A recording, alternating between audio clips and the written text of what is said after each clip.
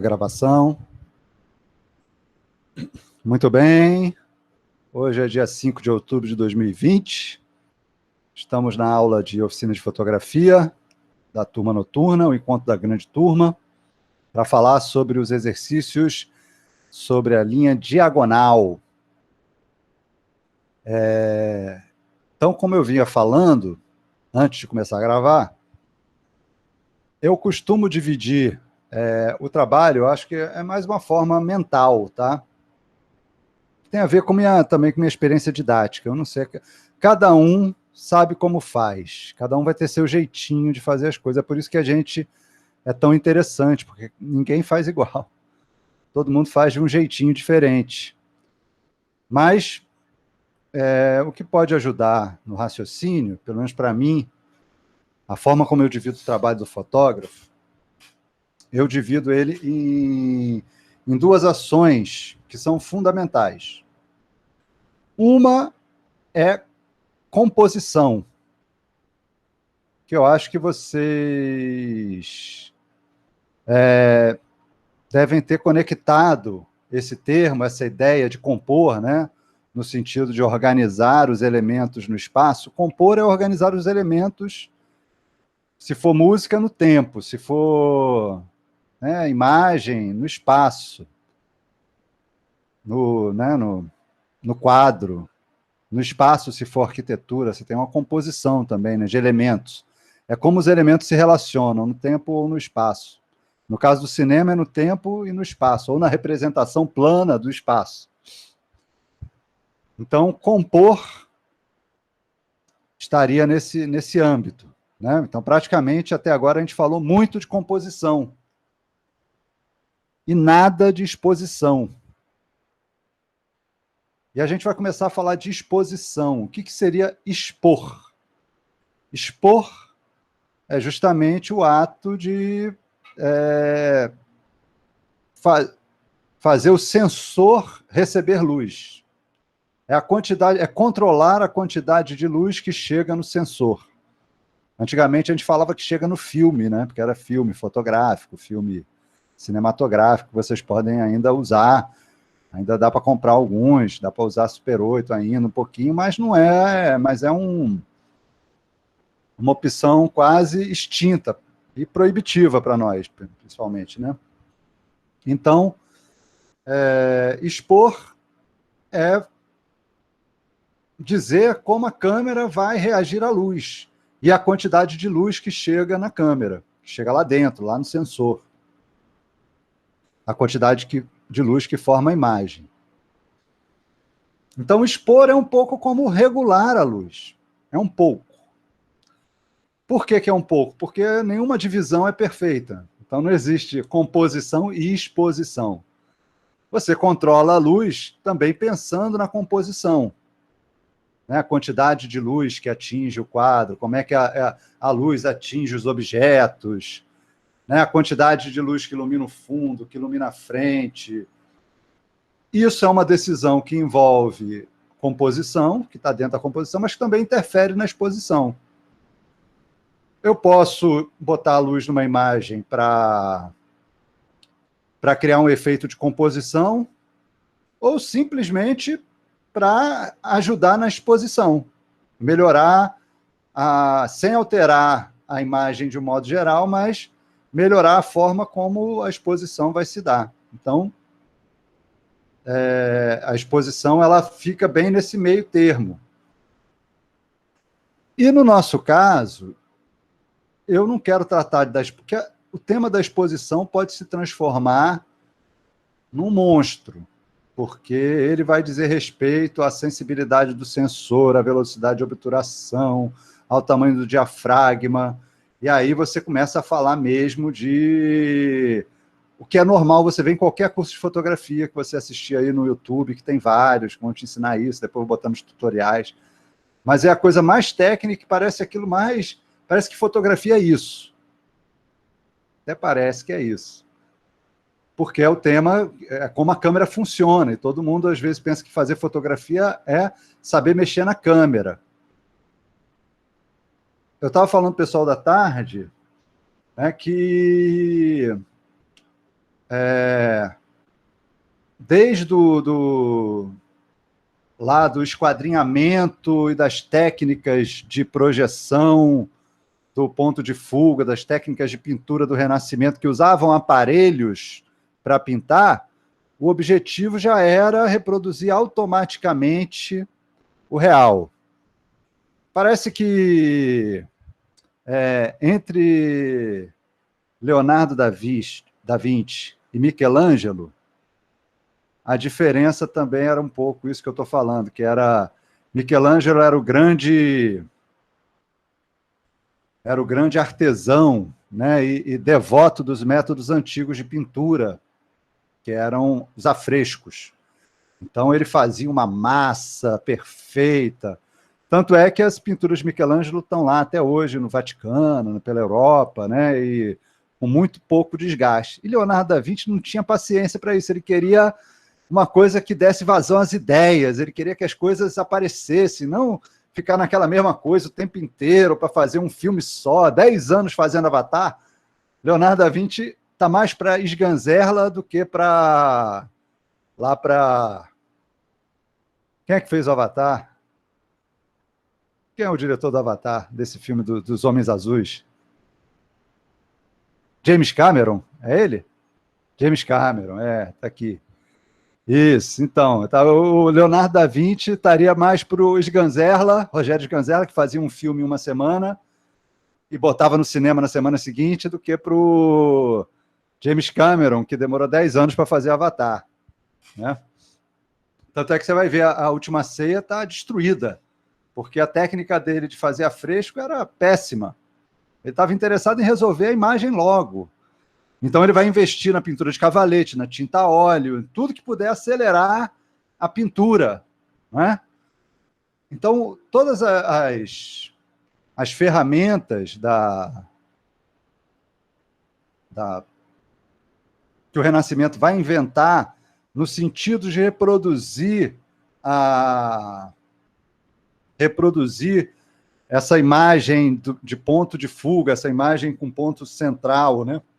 Perspectiva central, que a princípio é um raciocínio matemático, né? São técnicas matemáticas, eu desenho o horizonte, coloco sobre o horizonte o ponto de fuga, isso é muito importante, o ponto de fuga está sempre sobre o horizonte, né? E então eu desenho o ponto de fuga, e traço linhas, meço e desenho, isso aí vai se transformando em processos mecanizados, né? A tela do Dürer, depois a câmera obscura, a câmera clara antes, depois a câmera obscura com lente, até que você chega na fotografia, que em vez de você ter alguém pintando, uma substância que registra a imagem sem precisar botar a mão. Aí você passa o século XIX todo sonhando com instantâneo, a imagem que possa ser feita num tocar de dedo, para você capturar o movimento instantâneo. E aí você chega no instantâneo, do instantâneo você faz cinema e vai século XX, XXI. Então tem todo um rumo no sentido de tornar cada vez mais a produção de imagem uma coisa automatizada. A câmera fotográfica, desde o Daguerre, que já era uma câmera que você tinha que fazer a química para poder fotografar. Se fazia antes a química, passava a química no metal e botava dentro da câmera obscura para fazer a foto. Isso já era um automatismo da pintura. Então, o automático é a linguagem da fotografia, já é a linguagem da fotografia renascentista, ela ruma em direção à automatização da imagem. Com regras, enfim, com tudo possível para tornar a coisa reprodutível, automatizada. É claro que, no meio disso, alguns pintores, alguns artistas, alguns, né, exploraram a técnica de uma forma original, menos automatizada, mas faz parte, tá? E o automático é uma das ferramentas que o fotógrafo tem para usar na hora da filmagem. Ele tem que saber usar o automático. Mas, a princípio, também, se ele não sabe, o automático faz imagens lindas, perfeitas.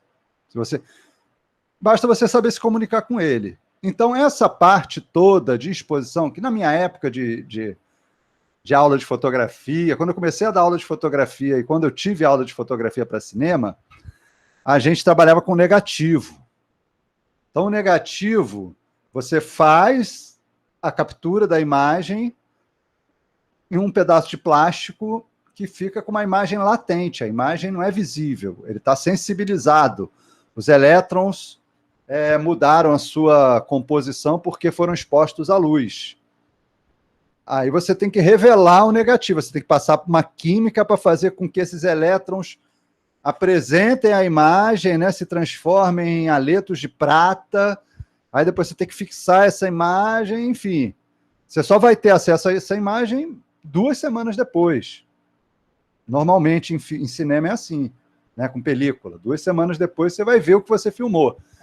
Então, a ideia da exposição era fundamental, porque você não tinha como ver o que estava acontecendo. Hoje em dia você vê tudo. E não vê só a imagem, você vê o que a câmera está vendo. Se você souber usar as informações que a câmera pode te dar, você vê até o que a câmera está vendo, né? Quem tem um histograma no seu celular, ou tem uma câmera que tem um histograma, você vê tudo que está acontecendo ali. Né? Você não precisa não tem esse delay entre filmar e observar a imagem. Então, hoje em dia, expor é uma coisa muito mais simples, a princípio. O que é mais difícil é compor a luz para aquela exposição, compor a luz para que a luz também signifique algo na imagem. Então, a parte que eu foco em iluminação é a parte da exposição que diz respeito à composição. Então, a gente vai fazer o próximo exercício, eu estou falando isso porque eu estou anunciando o próximo exercício, que vai ser um exercício um pouco mais cabuloso, eu acho. Tá? Mas vocês já estão acostumados a fazer os exercícios, já passaram pelo drama de, eu não sei o que ele está pedindo. Tá? Então, não se preocupem. É para queimar a mufa mesmo. Porque você aprende a queimando a mufa. Pô, onde é que ele está querendo chegar? Onde é que eu posso chegar? Então, hoje eu já compartilhei com vocês um pequenininho tutorial sobre exposição em celular, para a gente entender mais ou menos do que eu estou falando. E amanhã eu ainda tenho que fazer esse vídeo explicando o exercício, mas até amanhã, ou no mais tardar, quinta-feira, eu coloco o exercício. O exercício já vai com algum exemplo, né, que ajuda, mas depois eu posso produzir outros exemplos e ir postando, e a gente vai conversando, tirando dúvida, e vocês façam do jeito que for, e o exercício, quando vier, a gente vai saber alguma coisa sobre aquele problema. A gente continua nessa dinâmica, né? O exercício, ele propõe algo para vocês ainda virgens, né? É aquilo que você sabe. Depois do exercício é que eu entro com o que eu sei para ampliar os horizontes do que vocês estão vendo. Então, a lógica continua sendo essa, tá? Então, o exercício, é claro que não tem certo e errado, né? Eu não posso cobrar certo e errado se eu não disse o que é o certo, né? O certo é fazer o exercício e se esforçar por ele. Então, na próxima aula, que vai estar daqui a 15 dias, vocês vão ter um exercício que vai queimar mais a mufa de vocês. São 4 fotos, 2 variações de chave, né? Eu vou explicar isso direitinho. Uma chave alta, uma chave baixa e 2 variações de contraste, né, que a gente vai trabalhar. Cadê a carta do contraste?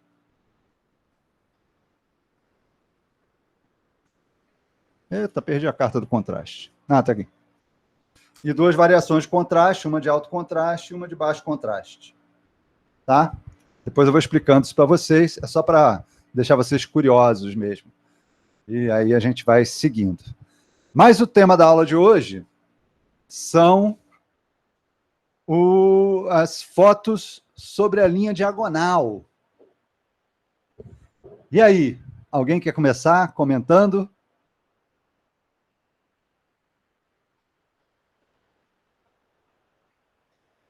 Sentiu dificuldade? Ou comentando a sua foto, ou comentando o que viu nas imagens de um modo geral? Descobriram alguma coisa vendo essas imagens?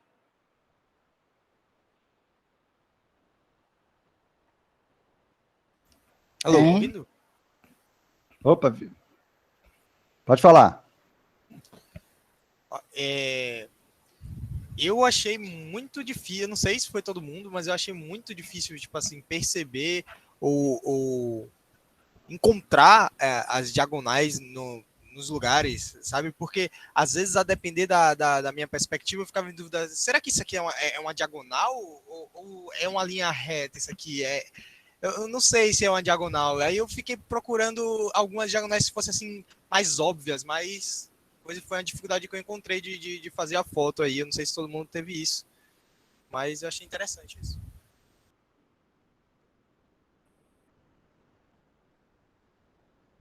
Mais alguém?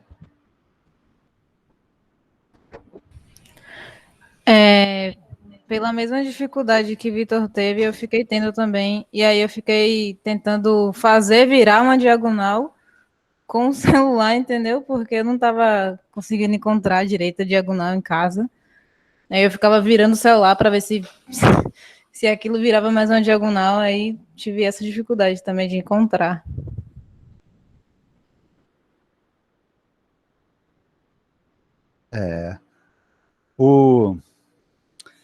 Eu mandei um outro questionário para vocês que perguntava, né, que perguntava sobre as diagonais que vocês podiam enxergar andando um pouquinho assim num pequeno espaço, né? Andar ali, andar para cá e olhar ao redor e ver as diagonais. Quando eu vi, tinha poucas respostas, não sei como é que tá. É um questionário que tem duas questões importantes. Uma é se você precisa receber os vídeos direto no YouTube, porque o acesso ao YouTube direto pelo Zap, porque o acesso ao YouTube pode estar mais complicado para você. Porque quem puder receber pelo YouTube, vai receber pelo YouTube. Então, era um questionário que a primeira questão foi essa. Mas eu aproveitei para mandar essa letra para vocês, observarem as diagonais do mundo ao redor de vocês, onde quer que a vista alcançasse. E né, eu esperava que vocês fossem encontrar poucas diagonais em relação tanto às linhas horizontais quanto às linhas verticais. Eu esperava.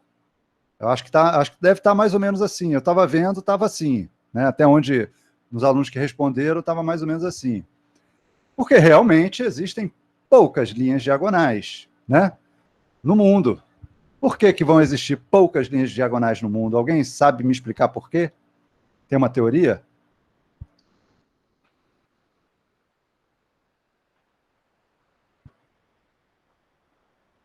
Alguém?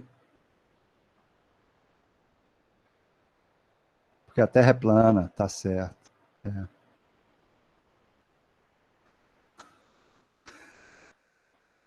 A Terra é plana. A Terra é plana. Sim. Isso aí a gente não pode. A Terra é plana e a luz caminha em linha reta. Fotógrafo é isso aí. Fotógrafo pensa assim. E é assim mesmo. Porque na hora que você vai fazer a linha do horizonte, o horizonte tem que ficar retinho com a linha do quadro embaixo. É plano. O horizonte é plano e o quadro é plano. É tudo plano. Esse é o nosso. É o que a gente vê. A gente trabalha porque a gente vê. Aquilo que a gente sabe, aquilo que a gente percebe. O que eu sinto é mais importante do que aquilo que eu não sei. Então,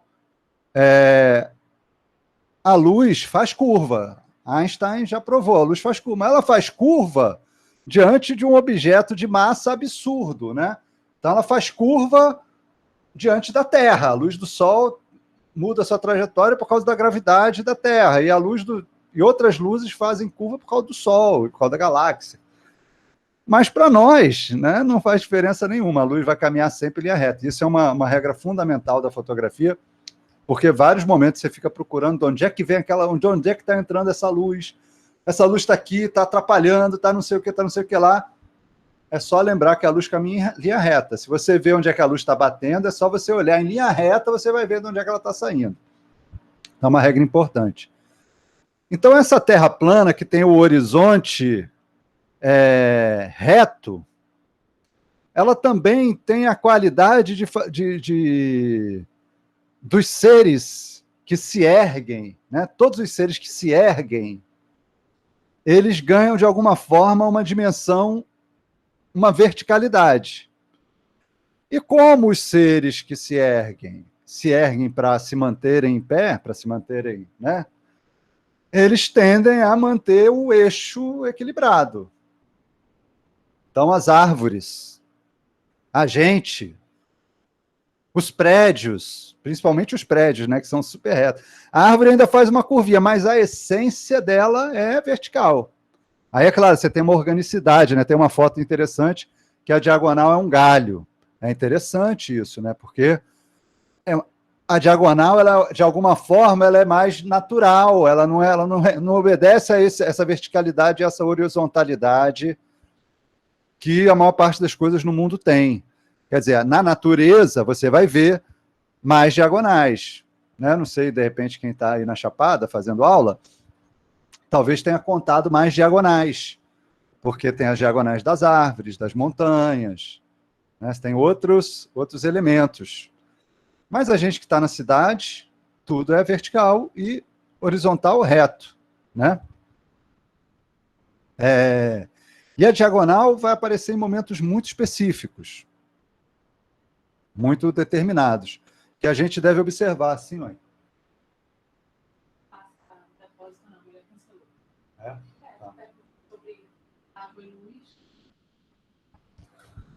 Então tá bom. Problemas, né? A aula em casa é assim. Então a diagonal, ela tem essa característica. Só que, né, quem lê os textos para a aula de hoje, né, o texto da aula de hoje fala muito sobre o ponto de fuga. E o ponto de fuga é esse local onde as paralelas se encontram. Quando você vê a linha do trem ou a linha de uma estrada indo embora, ela vai ficando cada vez mais estreita conforme ela vai ficando mais longe, até um ponto onde ela parece se tocar. Numa imagem plana, esse ponto, onde as paralelas se encontram, é o ponto de fuga. Tá? E o que liga o que está na frente ao que está no fundo em perspectiva, se você souber usar bem a perspectiva, o que faz essa ligação é uma diagonal. Essa é uma importância fundamental nas diagonais do cinema e do audiovisual. Tá? Deixa eu ver se eu consigo botar algumas imagens aqui que talvez possam exemplificar. Deixa eu ver aqui como é que faz para compartilhar. Por exemplo, deixa eu ver essa aqui. Ó. Quer ver? Está compartilhando, está chegando. Ó. Cadê? Ah, chegou. Estão vendo? As linhas desse telhado, né? Elas se orientam para algo que está abaixo do meu quadro. Não é? Se você seguir elas, você vai ver que elas vão se encontrar num ponto que está abaixo do meu quadro. Esse ponto onde elas vão se encontrar abaixo do meu quadro é o ponto de fuga. O ponto de fuga que está sobre a linha do horizonte. Então, essa imagem, ela tem a linha do horizonte fora do quadro. Ela está abaixo da linha do quadro. Obviamente, significa que minha câmera está virada para cima. E como esse dispositivo, né, uma câmera fotográfica, é um dispositivo de eixo central, de perspectiva em eixo central, né, eu tenho um outro ponto de fuga, tá? Que é um ponto de fuga que se encontra, que é o meu ponto de vista. É porque eu não tenho nenhum elemento partindo de mim, né? Assim, existe um vazio que não conecta, que não me conecta, por isso que também não cria confusão no quadro. Mas se eu tivesse elementos que me conectassem, isso criaria uma uma dinâmica. Poderia ter um personagem aí, é muito interessante essa visão de personagem, né? Esses elementos por cima, apontando para um lado, e o personagem apontando para um ponto de fuga acima, né? Cria uma perspectiva interessante, realçando pontos de fuga diferentes, né? Tanto meu ponto de fuga visual, quanto ponto de fuga real, né? Que orienta as linhas aí desse ambiente. Então, você consegue identificar o local onde essas linhas vão se encontrar. Então, você vê que essas linhas, todas essas linhas, elas são diagonais. Todas essas linhas têm uma trajetória diagonal, né? Se você acompanhar qualquer uma delas, você vai ver essa diagonalidade. Aqui eu sei que eu caí. Será que eu consigo abrir todas as fotos ao mesmo tempo e ir mudando? Deixa eu ver aqui. Acho que é mais fácil. Deixa eu ver. Eita. Ah, não, peraí.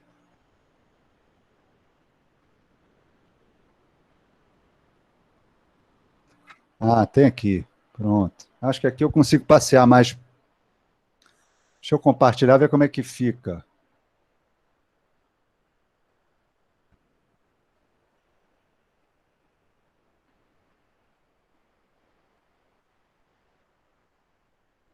Não, esse aqui foi outro. Peraí. Deixa eu ver. Não, deixa aqui. Nossa, tem até 2 imagens de cada.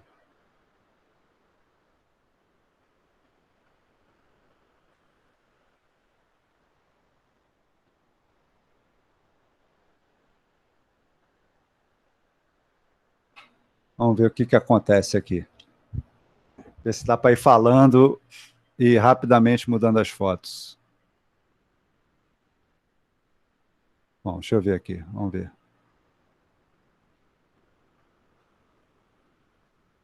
Piriribiri. Ah, entrou aqui.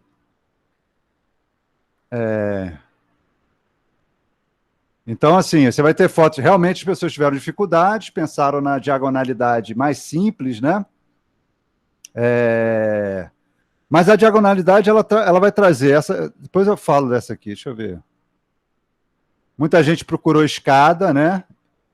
Escada é um índice, é uma forma interessante da gente entender o uso da diagonal. Ah, essa aqui é ótima para a gente falar sobre isso, né? Porque a diagonalidade na imagem, quando ela está ligada à profundidade, ela conecta elementos que estão em diferentes planos, né? Pensando o plano como espaços locais no espaço. Plano frontal, o que está mais próximo ao ponto de vista do observador. Plano intermediário, o que está a meia distância, né? E plano de fundo, que está lá atrás. Então, no caso dessa foto aqui, o plano frontal é, obviamente, esse portão, né? Essa grade, que tem parece um corrimão transversal, né? Na diagonal do quadro.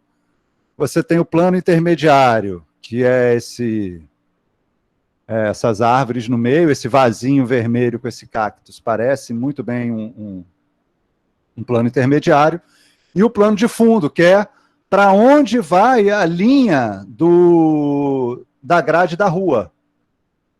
Vocês estão vendo que a grade da rua ela vai indo lá para o fundo?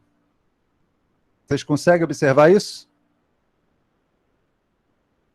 Sim, né? Consegue observar. Todo mundo vendo aí?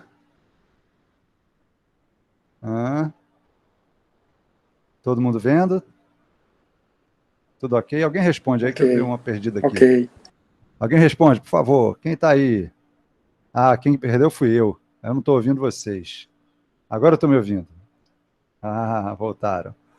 Sim. Então,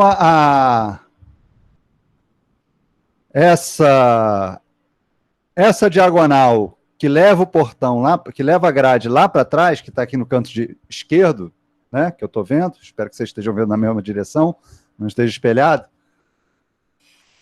é a linha de profundidade. Agora notem, como que a linha de profundidade, a linha que liga o que está na frente ao ponto de fuga, ela é paralela à diagonal do corrimão.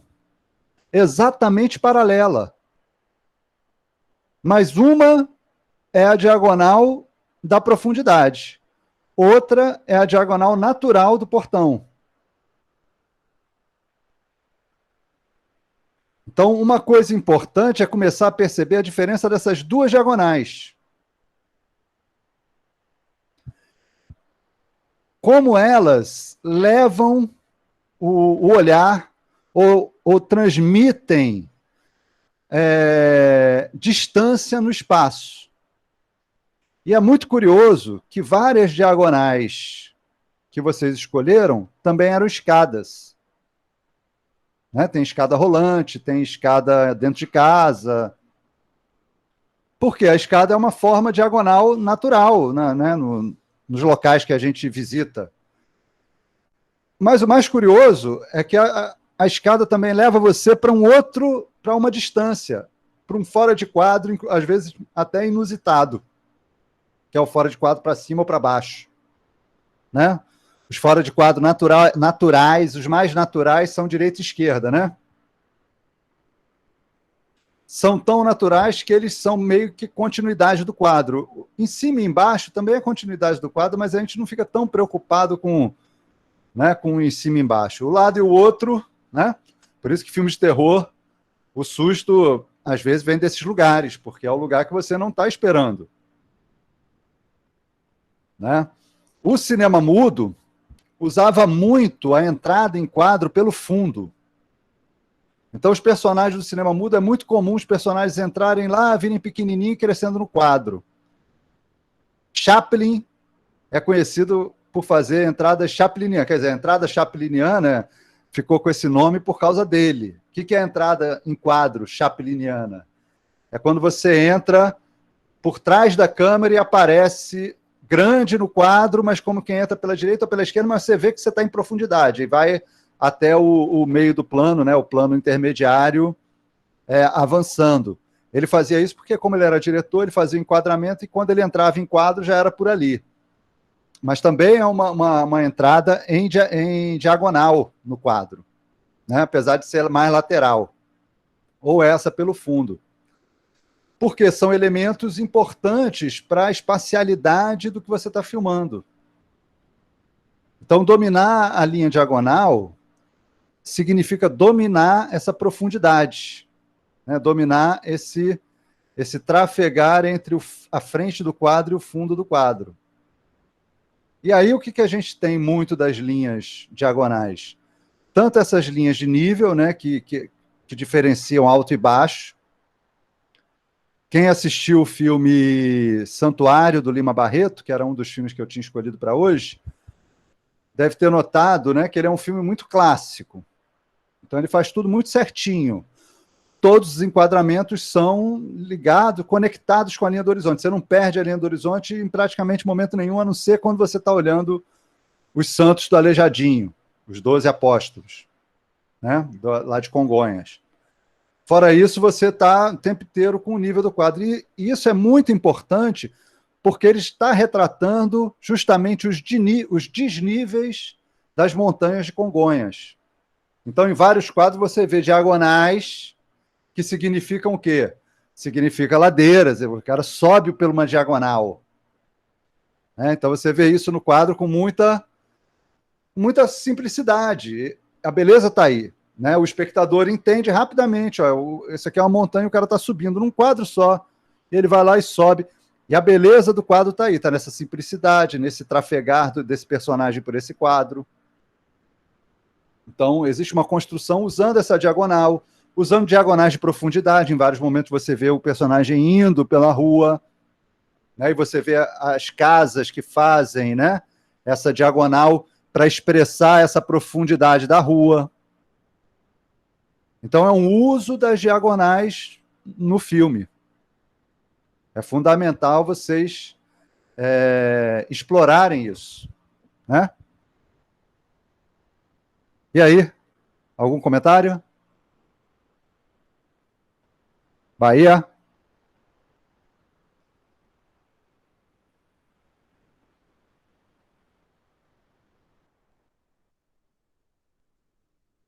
Ó, essa aqui tem uma diagonal muito bonita da luz, né? A luz é um elemento que é muito importante quando ele trabalha com a diagonal, né? Um outro elemento interessante para trabalhar com a diagonal, né? Ele cria um traço. A diagonal é um elemento interessante porque, como ele não é um elemento tão comum, mais comum para a gente são os elementos verticais mesmo, né?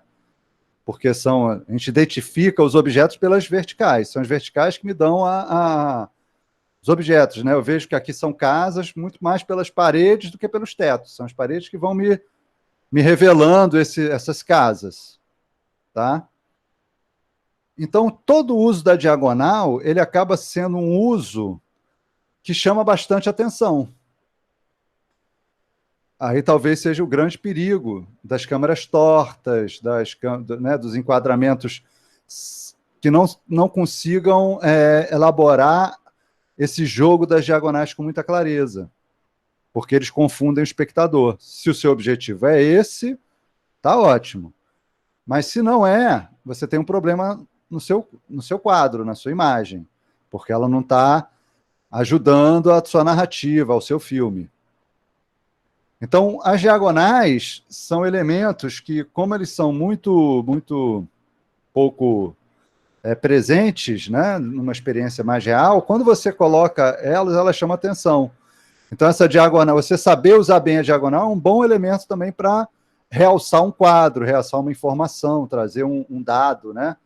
Fora essas conexões com profundidade, né? Então, no caso daqui da luz, é muito interessante o uso da diagonal, né? Como um desenho, né? E porque também a luz, basicamente, ela só se dá a perceber quando ela acontece nesse ângulo diagonal. A luz do sol que bate de cima para baixo, ela é como se ela fugisse do nosso horizonte. E aí outra coisa importante na nossa relação com o horizonte, né? Quando o horizonte está quando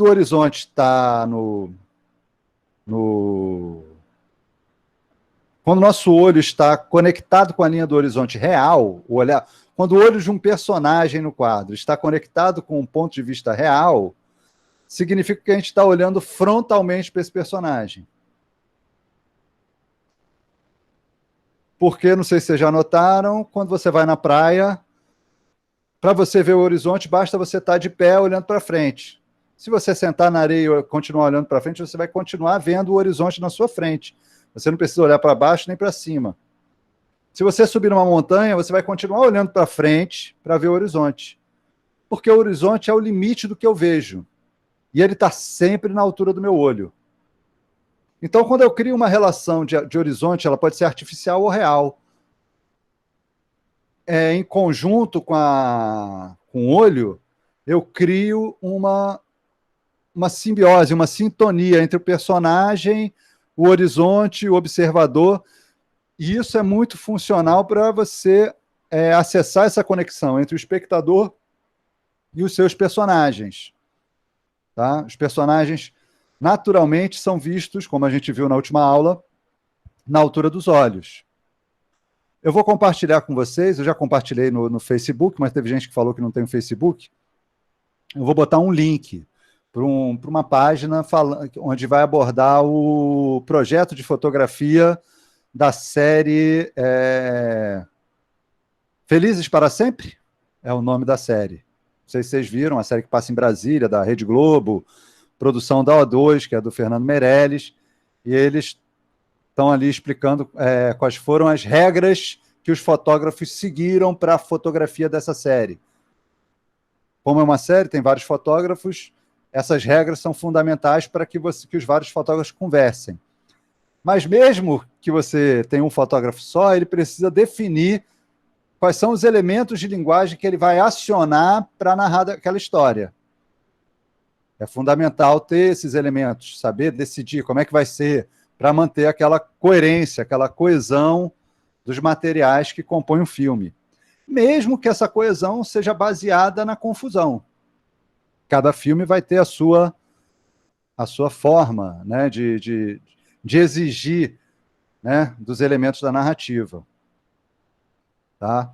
Então, vou compartilhar com vocês, lá na Praça das Artes mesmo, um linkzinho para vocês acessarem, mas já está no Facebook, né, o link para essa página. Eu tentei botar no YouTube, mas o material é protegido, aí eu não quis deixar lá. Tá? Deu problema, me deram um aviso lá, tira isso daí.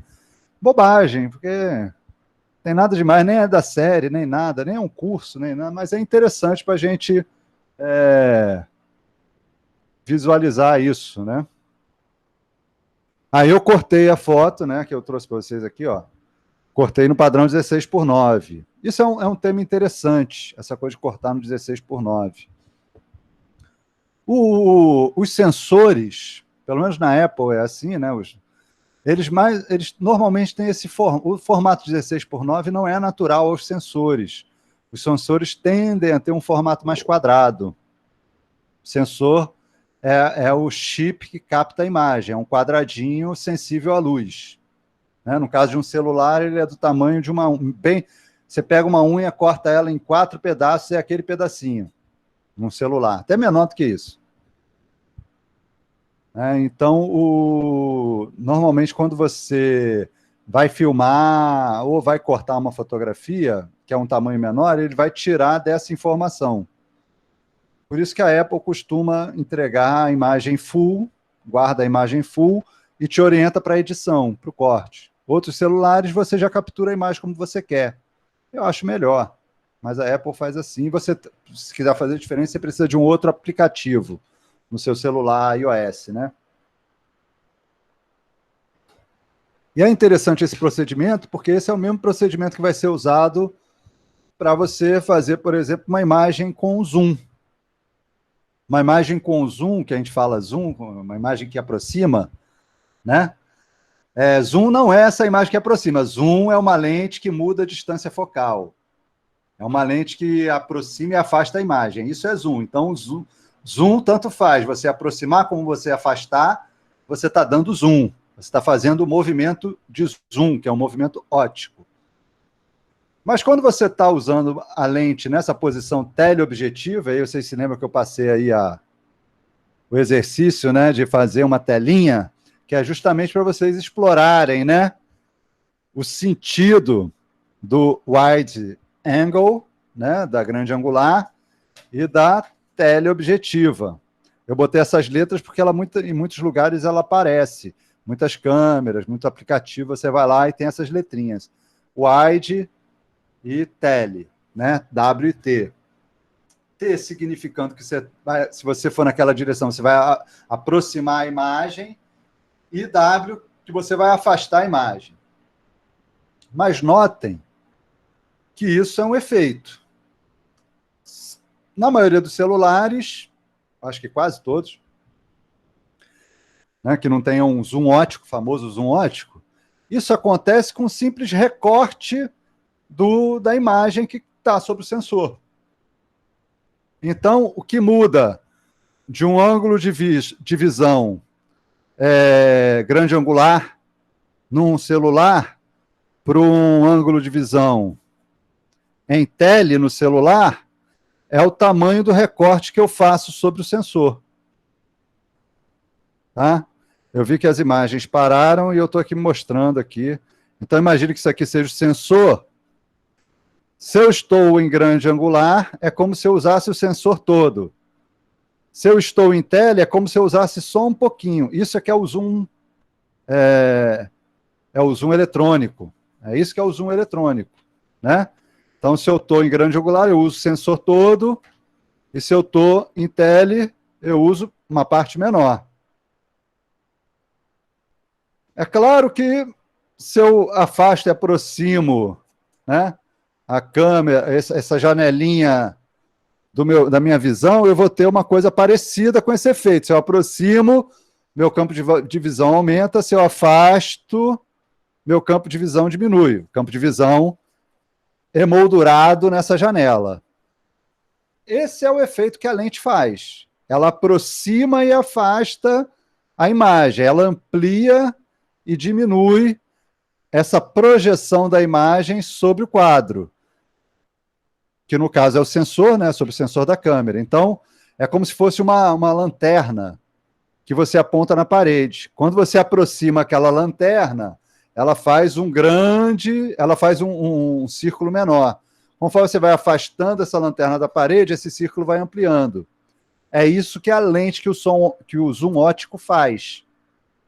Ele aproxima, conforme você posiciona a imagem em tele, ele amplia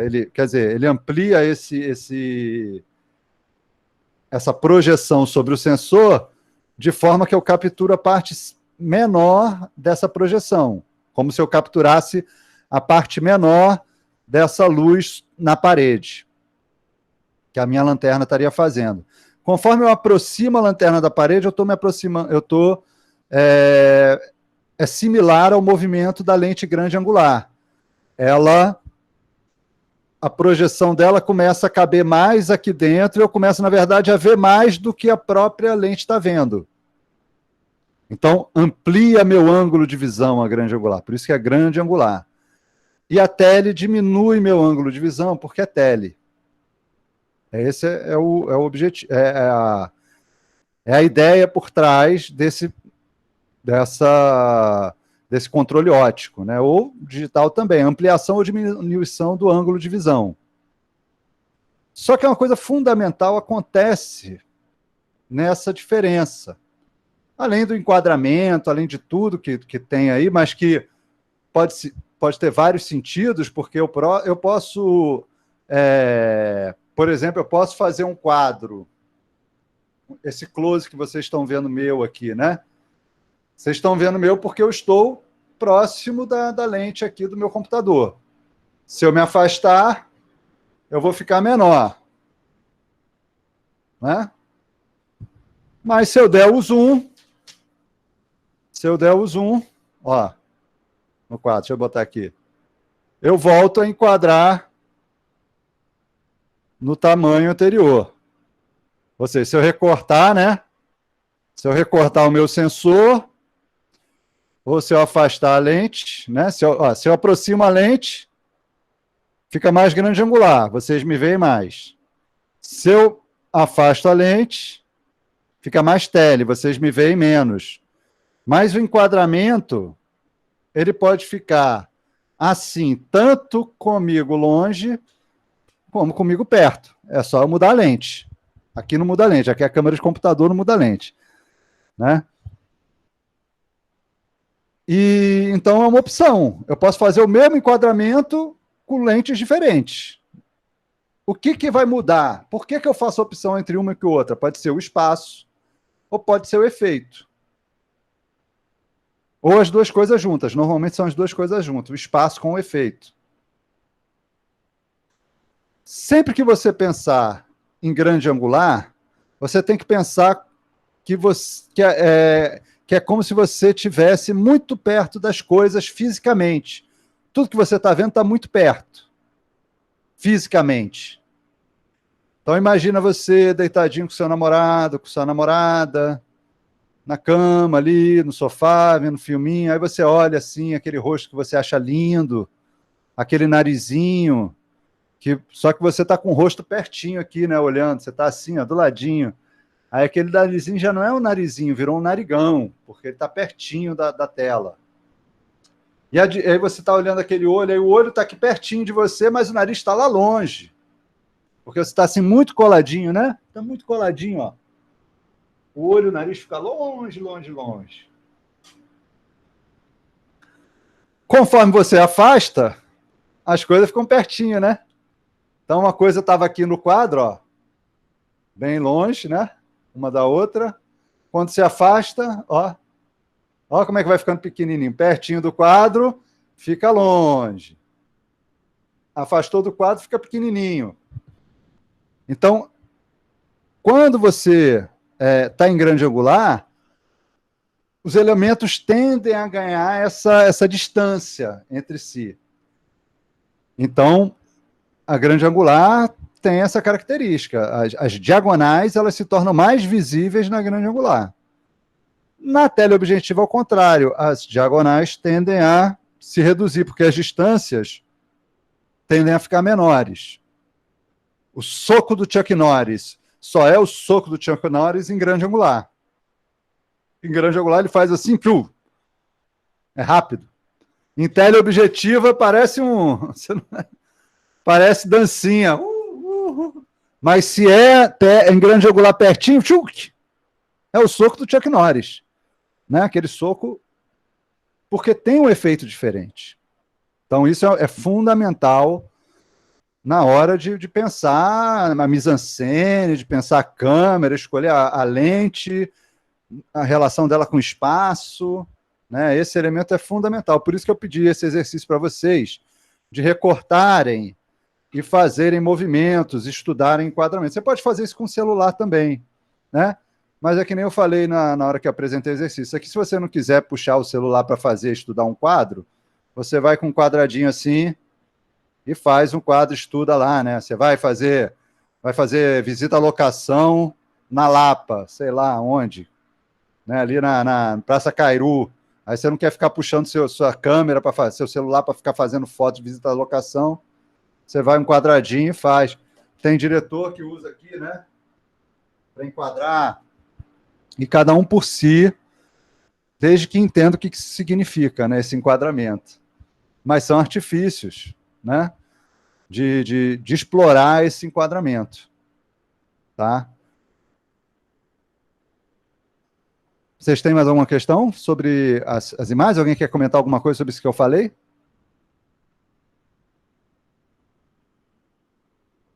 Até aqui? Acho que até aqui é tudo. Eu posso até explorar mais um pouquinho.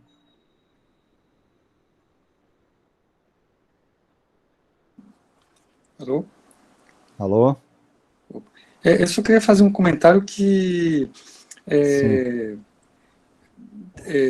eu vejo também assim, né? É que aqueles efeitos de aproximação, né, que tem na Gestalt, né, quando para você fazer uma composição, então, por exemplo, se você tem, por exemplo, vários trechos diagonais que vão se seguindo numa mesma direção, né, aí, mesmo que aquela diagonal ela não esteja completa, não seja a diagonal contínua, mas assim a gente percebe que aquele trajeto, né? Então aquela foto que tinha ali dos telhados, né? Ali os telhados vão seguindo, né? Mas assim a continuidade da borda deles dá a entender que ali forma uma diagonal, né? Que assim muitas vezes só um comentário assim que muitas vezes que eu vejo assim que não precisa formar uma linha contínua. Mas se você tem trechinhos, né, que se seguem numa mesma direção, né, em linha reta, né, aí ali para a gente forma isso, né, dentro da nossa percepção cerebral, né, de que aquilo ali forma uma linha reta, né, pode ser uma diagonal, pode ser uma horizontal também, né. Eu não sei se eu estou conseguindo me expressar para entender. Sim. Né? Sim, não, aí isso assim que às vezes essa é uma questão que a gente tem trabalhado desde o início, né? É claro que é mais fácil você pensar em linhas visíveis. Os exemplos que eu tenho postado, por isso que eu até no início não queria postar exemplo, porque eu queria deixar isso mais à vontade em vocês, para saber quem é que já via diagonal, sem precisar que ela fosse, né, marcadinha assim, porque os elementos, as diagonais invisíveis, as linhas invisíveis, é o principal da composição. É claro que uma linha visível é uma marca, ela chama, ela te diz alguma coisa, mas perceber essa invisibilidade das linhas, fazer seu espectador seguir linhas invisíveis, né? Isso é que talvez seja até mais importante na composição, né? Na hora de você pensar numa composição. Eu já troquei aqui a imagem, deixa eu ver se vai aparecer. Aqui tem um delayzinho. Ah, parou. Parou aqui de novo, mas está voltando. Daqui a pouco a conexão retoma. Enquanto isso, deixa eu fechar aqui a porta que meu filho está abrindo. Espera aí.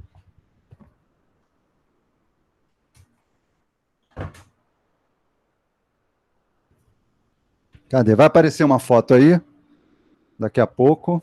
Eu não estou ouvindo vocês agora. Viu? E eu queria assim, só acrescentar também. Agora eu estou te ouvindo. Pode falar. Tá. É que, assim, tem fotos, tem filmes também, né? Que essa coisa assim de você explorar essa conjunção, né, assim, das diagonais para um determinado ponto, e você colocar lá aquele elemento, né, porque essas linhas diagonais, como você falou, elas são muito chamativas e direcionam bastante o olhar do observador. Aí, se você coloca lá num determinado ponto, justamente um elemento, né, qualquer, sei lá, pode ser uma pessoa, um vaso, uma planta, sei lá, qualquer coisa, né, que você queira chamar atenção ali, realmente, quando aquelas linhas convergem, né, no ponto onde elas convergem, que você coloca um elemento ali, aí aquilo ali fica bem destacado, né, bem destacado mesmo na foto, no filme, né? Deixa eu ver aqui. Abriu o som. Alô, alô, alô? Alô, alô? Sua voz sumiu, eita. Tá baixinho. Alô, alô, alô, alô. É que eu tive que baixar aqui para não dar eco. Aí eu tenho que baixar Tá baixinho, baixinho. Estão ouvindo agora? Aumentou um pouquinho. Alô, alô? Alô, alô, alô? Agora, alô, alô, alô? Agora. Alô? Alô, alô? Pronto. É que estou esperando aqui a chamada. Deixa eu participar agora. Pronto, deixa eu voltar aqui, que aí eu ouço você. Porque caiu aqui, aí eu comecei a ouvir ali pelo computador maior, e essa imagem aqui, né, eu queria falar. Agora já está aparecendo para vocês. Não, peraí. Não, ele está querendo me ouvir aqui, mas vocês estão ouvindo? Estão, né? Estou aqui falando, tá ok, beleza. É que muda aqui, eu tenho que mudar a configuração, e aí, às vezes fica meio confuso aqui. Essa é um dos usos da diagonal, né? Das diagonais, assim. Um uso, assim, que você vai ver lá em Leonardo da Vinci. Você vai ver na Santa Ceia, as linhas apontam para Cristo. Na Santa Ceia, milhões de outras coisas, né? As linhas apontam para Deus, para a Virgem Maria, para não sei o quê, né? São os personagens principais daquela narrativa. Isso aí é mais velho que andar para frente, né? Mas é o que a gente tem que saber, a gente tem que estudar isso, porque isso é o uso regular. E você pode dizer, pô, você é tão velho, eu quero fazer diferente. Pode fazer, mas, né? Mas cinema é um pouco uma repetição das coisas. O cinema é narrativo, né? E às vezes, onde é que está a diferença do seu filme? Né? Às vezes não está na fotografia, não é a fotografia que está pedindo para ser diferente. Tem algum outro elemento que precisa, né? Vocês pegam os filmes do Boris Kaufman, que tem uns roteiros bem legais, bem embrenhados, mas fotografias simples, objetivas. Raramente você tem coisas que explorem uma imagem mais complexa. A imagem é meio mais simplificada. Já você tem outros roteiros, outros cinegrafistas, outros cineastas que fazem imagens até bem secas, né? O Wes Anderson tem um tipo de imagem muito dele e que, né, é pré-renascentista, ele é quase um muralista, né, nas pinturas, é quase um Giotto da cinematografia. Então você cria suas opções aí. Como é que você constrói isso vai depender muito de vocês. Mas saber que a diagonal é um elemento que permite que eu oriente a visão do meu espectador, ou a diagonal, qualquer linha é, tá? Tem que saber usar, né? Você pode usar a vertical, a horizontal, depende de como é que você vai colocar isso no quadro, mas as diagonais têm um poder, né? Porque talvez por causa dessa novidade na imagem plana, que é a profundidade. A profundidade é fundamental para o cinema. Então, como você percorre o quadro como quem entra e sai, é quase como se seu corpo pedisse, né, para conhecer aquele espaço. Então, as linhas diagonais são como esse corrimão que te leva ao fundo e permite que você volte. Então, se o seu personagem está no final dessa diagonal, né, de profundidade, você fatalmente vai até ele, porque você vai percorrer esse espaço com sua mente. Você vai andar, vai sentir, esse espaço é uma garagem de trens, então ele é grande, ele é vasto, ele vai lá na frente e volta. Né? Quando a gente viu o exemplo lá que eu dei do Bang Bang, do André Tonati, vocês viram, aquilo era um quarto de motel. Né? E o Pereio, vestido de macaco ali do Planeta dos Macacos, ele passava na frente da câmera grande e quando ele se afastava, ele dava 3 passos e parecia que tinha ido lá para o fundo.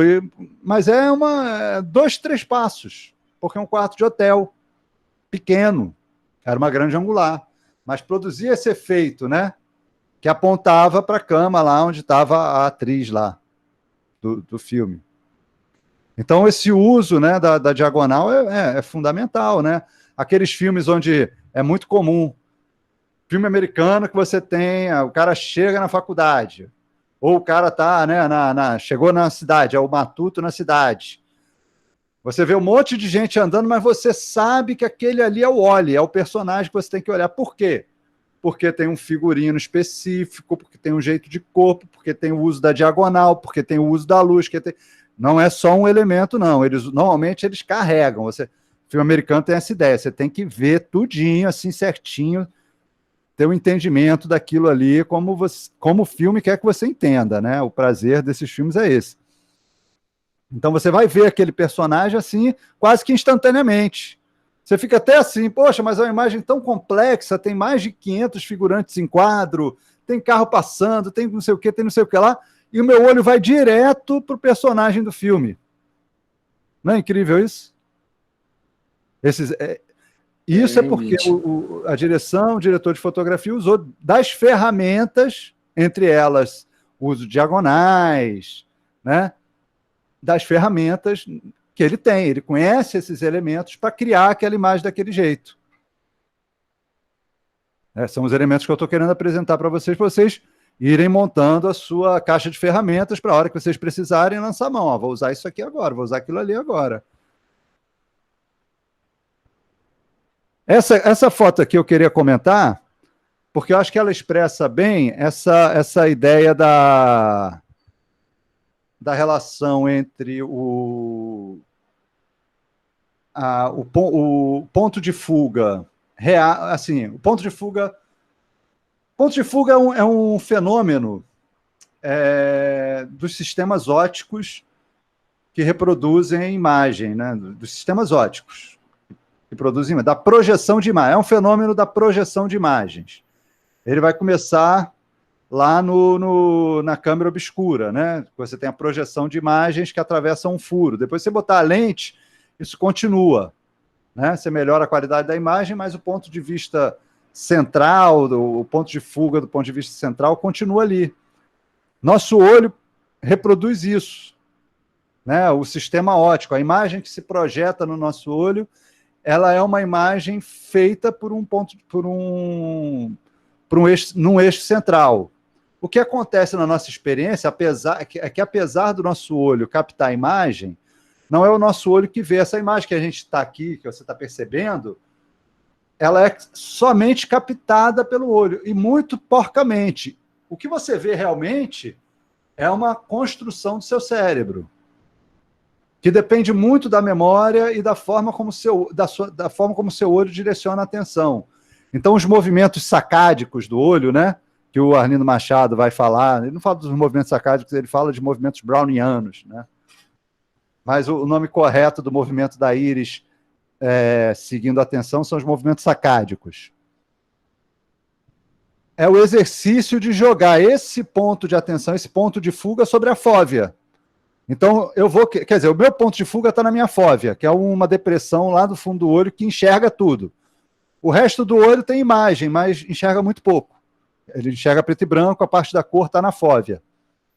E Então, ao jogar essa imagem na FOV, é que está a minha atenção. Então, o ponto de fuga está relacionado com esse ponto que eu estou olhando.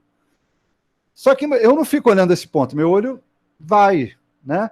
Então, na verdade, meu ponto de fuga ele está viajando, né? E está percebendo como os elementos se relacionam com diferentes pontos de fuga. É isso que me dá a tridimensionalidade do espaço. Essa percepção que eu tenho tem um pouco a ver com esse meu olho que identifica um ponto de fuga, mas identifica a relação dos objetos em relação a vários pontos de fuga que eu vou observando ao longo do tempo e vou guardando e construindo. Grande parte da imagem que eu vejo é uma construção mental minha.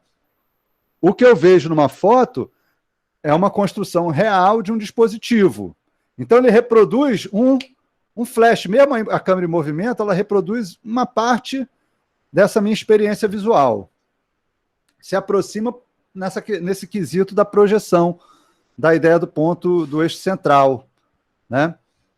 Então, de forma natural, os elementos se relacionam com a linha do horizonte, com essa distância, né? Normalmente, porque eu estou olhando sempre para a linha do horizonte, então, quando eu olho para cima, eu perco um pouco essa noção de um ponto de fuga, porque é como se o horizonte sumisse, né? Se eu olho para o céu, o horizonte sumiu. Se eu olho para o chão, a mesma coisa. Então, perco essa noção de profundidade real, apesar do céu estar bem longe, ele é difícil às vezes, né? Imagina, não sei se você tem essa experiência de deitar para ver nuvem, tem uma hora que você parece estar nas nuvens junto, você subiu junto, né? Depende, você consegue viajar de um jeito que você não viaja numa distância real em relação ao chão, ao horizonte, né? O céu desce e sobe de uma maneira muito fácil na nossa mente. Então, quando você olha para cima assim, você perde o horizonte, você perde esse horizonte real. Mas os objetos não. Então, você vai notar, por exemplo, aqui na janela desse prédio, que tanto a esquadria de cima quanto o parapeito embaixo, eles convergem para um ponto, que é como se ele estivesse lá no horizonte. Esse horizonte está fora do quadro, ele não está nesse quadrado. Agora congelou de novo, espero que vocês estejam vendo a imagem. Agora acabou geral aqui. Como é que tá? Aí vocês estão vendo alguma coisa? Voltou, deixa eu ver, voltou. Voltou para vocês? Não, a imagem está no mesmo lugar, está a mesma imagem, a dos prédios. Voltou para vocês aí? A imagem? Tudo ok? Todo mundo bem? Então você vê que as linhas paralelas, né, continuam avançando rumo ao horizonte. Se você pegar agora, cortou de novo. Ai. Graças a Deus, rapaz. Aqui está congelado. Vocês estão me ouvindo, né? Porque vocês estão me ouvindo pelo transmissor aqui, que é o computador. Então, ele está transmitindo, né? Mas vocês não estão me ouvindo. Não estão vendo a minha imagem. Ouvindo pelo... Estou ouvindo, professor. É onde eu estou compartilhando a imagem. Alguém está falando aqui alguma coisa? Deixa eu aumentar o som, que eu também não estou ouvindo vocês. Pode falar? Quer dizer, eu estou te ouvindo perfeitamente. Voltou agora, que está caindo toda hora. Alguma coisa aqui. É que eu tinha, na verdade, que reiniciar o roteador. Ok, agora não estamos ouvindo. Exatamente. Alô? Tá baixinho, professor. Alô, tá ouvindo? Alô, agora parou. Tá, melhorou. Sim, agora foi. De cabo. Não, agora tá baixinho de novo. Agora caiu. Tá baixinho, tá aumentando. Tô aí. Então, assim, essas linhas, né, que vocês veem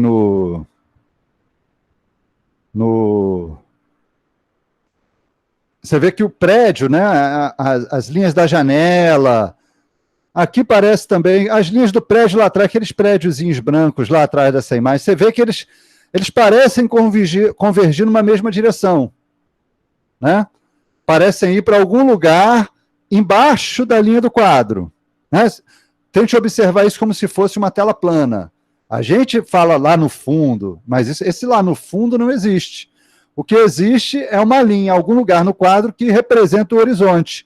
E as linhas dos objetos, elas vão de encontro a essa linha do horizonte. né? As linhas da janela são paralelas, mas aqui elas parecem convergir. As linhas do prédio também são paralelas, estão paralelas à linha do horizonte do chão. Só que quando você olha do ângulo que você está vendo, né, principalmente porque a câmera está virada para cima, elas se apontam para baixo. Vocês se lembram do simulador de voo? Quando você sobe com o avião, o chão some. E se o chão some, você se perde. Né? Então é um artifício interessante, importante para quem filma, saber onde é que está o horizonte no seu quadro. Saber que se você tirou o horizonte do quadro, o espectador também perdeu o chão. Tanto faz se você apontar para o chão, quanto se você apontar para o alto. Ele perde essa referência. Não é impossível você usar isso, é tudo permitido, né? Mas você tem que ter a consciência de que isso está acontecendo. Se a sua linha do horizonte real foi para baixo do quadro, ou sumiu embaixo, ou sumiu em cima, significa que seu personagem está olhando para baixo, sua câmera está olhando para baixo ou está olhando para cima. E isso tem um sentido no filme, isso é importante. Então, normalmente, a gente trabalha com a linha do horizonte dentro do quadro. Ela pode ir até lá no alto, a linha do horizonte real, né? E pode ir até lá embaixo. É claro que, quando eu olho, eu crio um ponto de fuga, que é relacionado ao meu olho, meu olhar, e se esse olhar não recai sobre a linha do horizonte, é como se eu tivesse um horizonte virtual. No caso dessa cena, o horizonte virtual está no céu.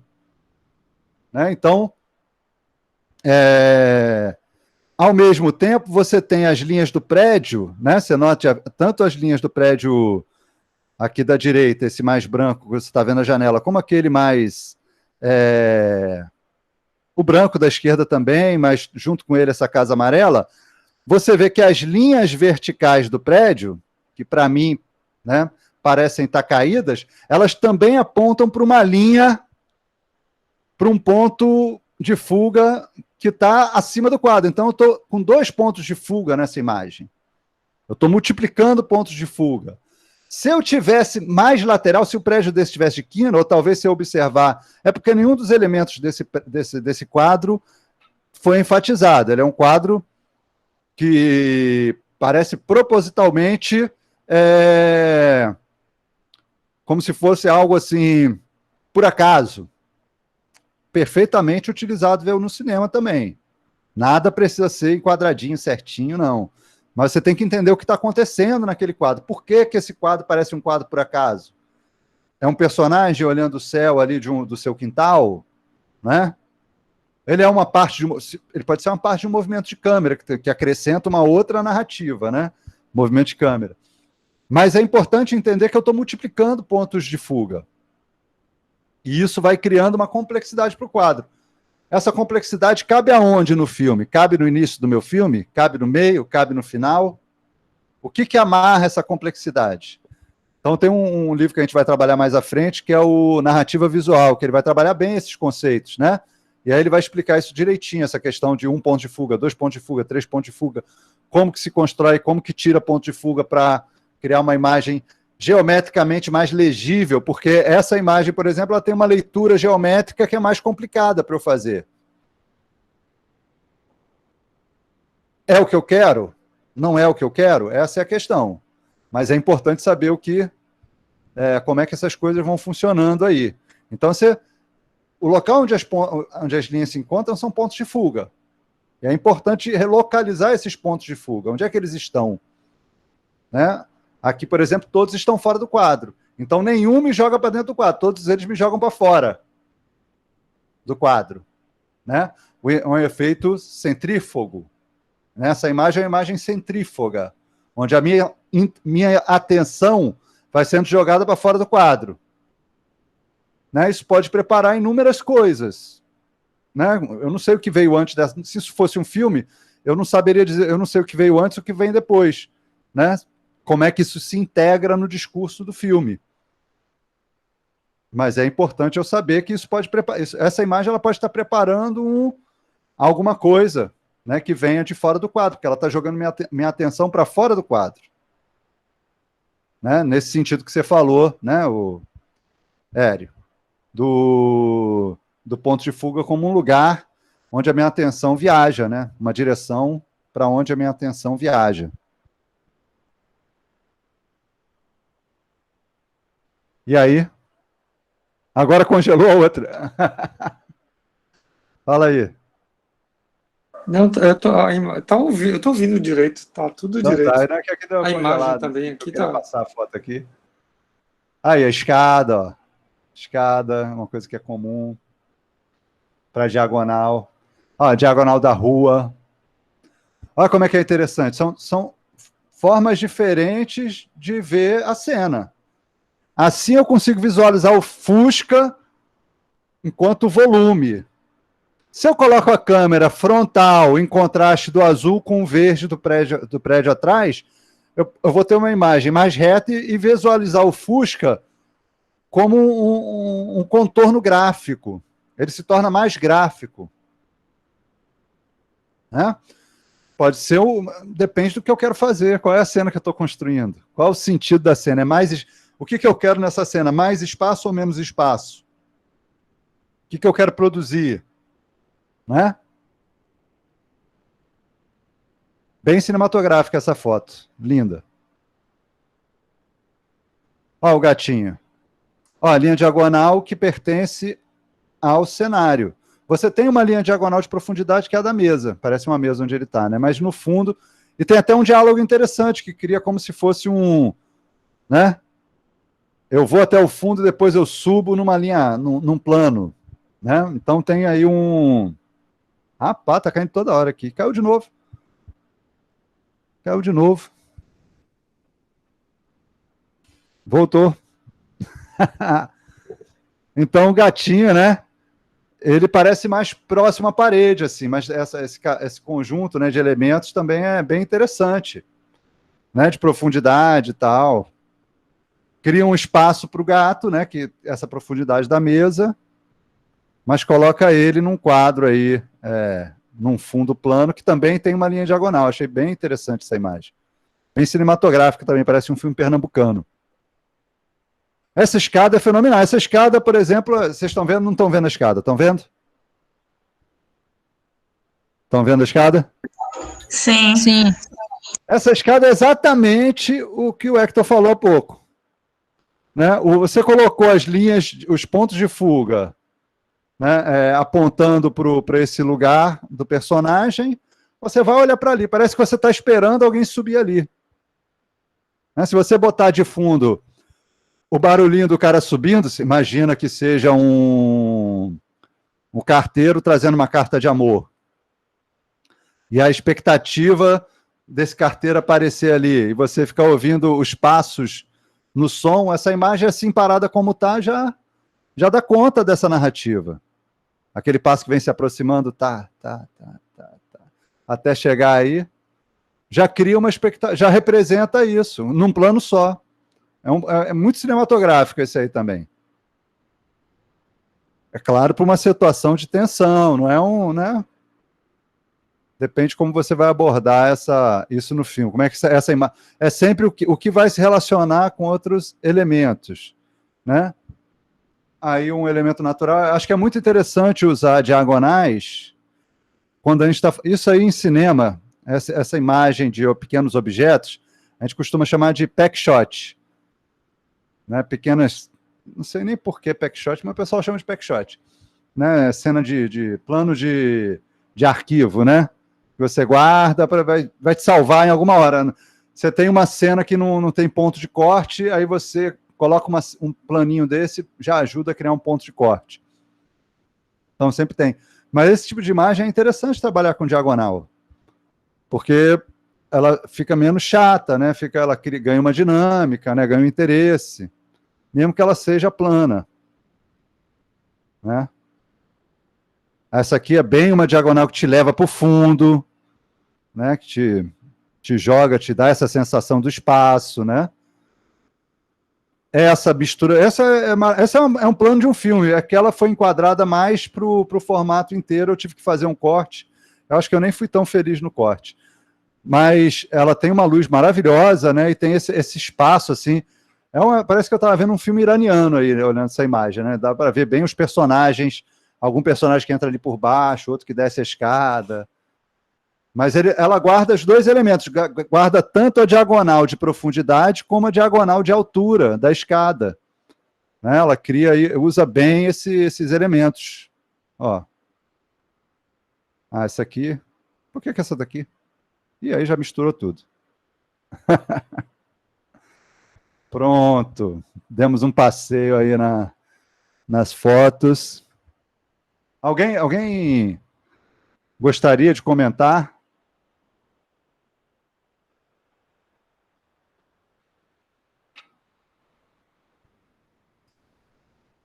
Fazer mais algum comentário? Tem alguém?